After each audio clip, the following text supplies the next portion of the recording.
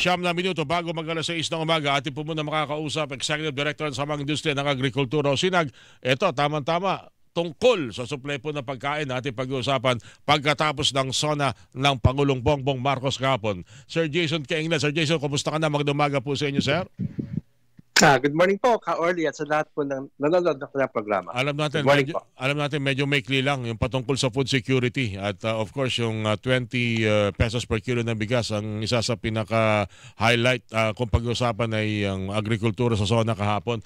Pero ano ho ang inyong observation bagamat napakaikli lang ng tungkol sa agrikultura ang tema ng sa zona ng Pangulo kahapon, Sir Jason?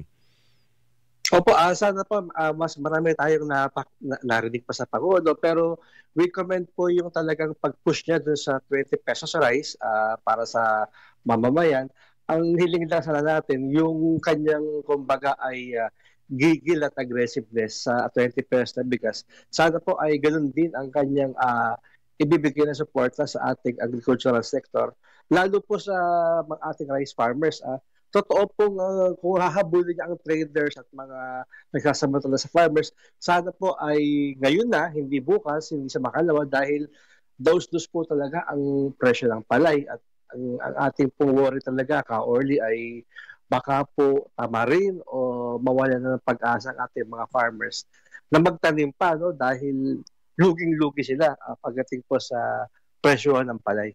Ibig sabihin, yung ating problema, lalo-lalo na ang presyo ng mga agricultural product patungo ng mga palengke, nababahiran pa rin ng pagmamanipula ng mga trader. Ganun ba yun?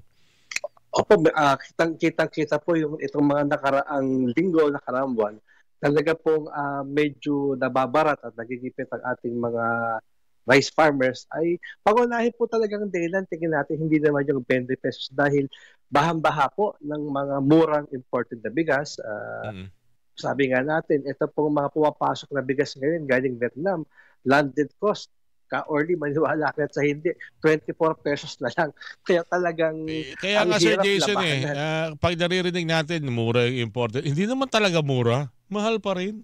Kahit na malayo sa talagang presyo sa amang bansa, Thailand, Cambodia, Vietnam, o kung ano pa man na pinanggalingan, or India, ang bentahan sa palengke mahal pa rin eh. Oo nga po, yun po, talagang ang layo, ano? Talagang meron pong disconnect at ang sinasabi talaga natin ay sana yung pagpasok ng mga murang produkto ito, makinabang naman ng mga mamimili, pero hindi rin po nakikinabang at yun nga po, meron talaga tayong concentration sa bigas which is commendable, which is good. Sana lang po itong paglabas sa farm na mura ay matranslate po sa murang presyo pagdating po sa mga pamilya. Bukod doon sa pagtugis sa mga smuggler, yung nagpupuslit pa rin ng mga sibuyas, bawang at kung ano pa sa ating po mga pier at mga ipinapasok sa ating merkado. Isa rin sa inabangan ko ay baka may mabanggit tungkol dun sa tariff sa imported rice. O iba pa siguro, pati karne at kung ano pa na ibalik na sa talagang kung ilang porsyento ito. Dahil hindi naman siya nagbunga ng magandang resulta. Ilang ba na ito? Siguro kung halimbawa babalik sa dating tariff, yung kikitain dito, baka pwedeng ipandagdag yun para matulungan yung ating agricultural sector, Sir Jason.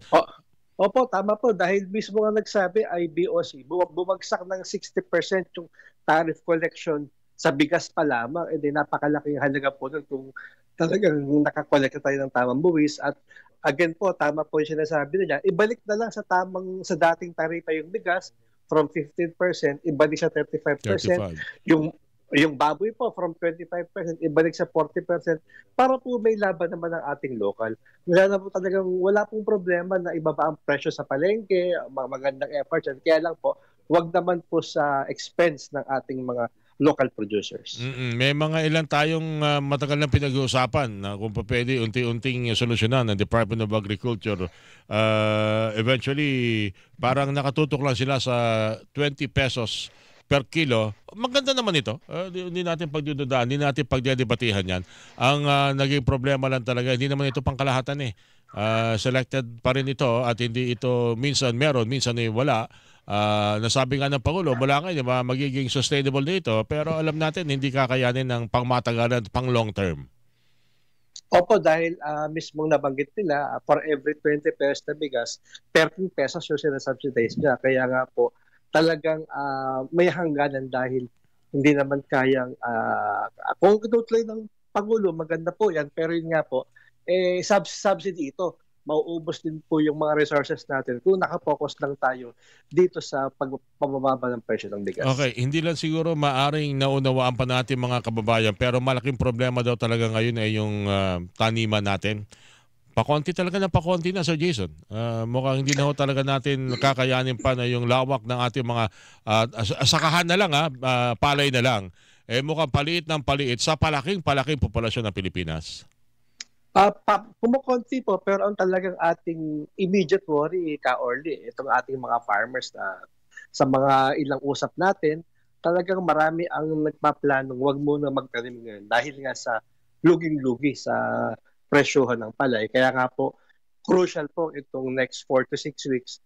Pag nakita na lang may intervention, may support ng government, tutulungan sila, baka po ma-reverse pa yung kanilang iniisip na wag mo na magtanim. And we're hoping na talagang ibuhos ng government yung kanyang pangako, tulad nitong kanyang pangako sa 20 pesos na bigas, para naman po ma-incentivize ang ating mga farmers na tuloy-tuloy pa rin magtanim. Para po sa atin yun, kung wala pa magtanim, talaga nasa tayo pupulutin. Yun siguro. Tama kayo din, Sir Jason. Pinakamadaling gawin natin ay yung pag-amyenda sa ating rice tarification law. Bigyan kapangyarihan muli ang NFA na bumili o magangkat ng bigas. Dahil hanggat meron pong mga nag-uusap-usap at manipuli ng presyo nito, kawawa ating mga magsasaka. Babaratin pa rin sila at babaratin, Sir Jason. Opo, tama. Tayo naman, kumbaga ay i-review yan. Palitan lang importante po.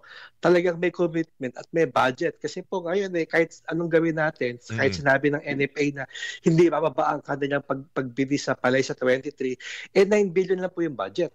Ang 9 billion po, good for 2% lang po ng total harvest. Kaya napakaliit din po pagka sinuma mo talaga sa pangkabuuan. Sir Jason, maraming salamat. At sa ilan pa mga suliranin at maaring pagdoon ng pansin sa sektor ng agrikultura, magkausap po muli tayo. Thank you, Sir Jason Kenglet. Salamat po sa inyo. Salamat po sa pagkakataon, Ka-Orly, at magandang umaga po.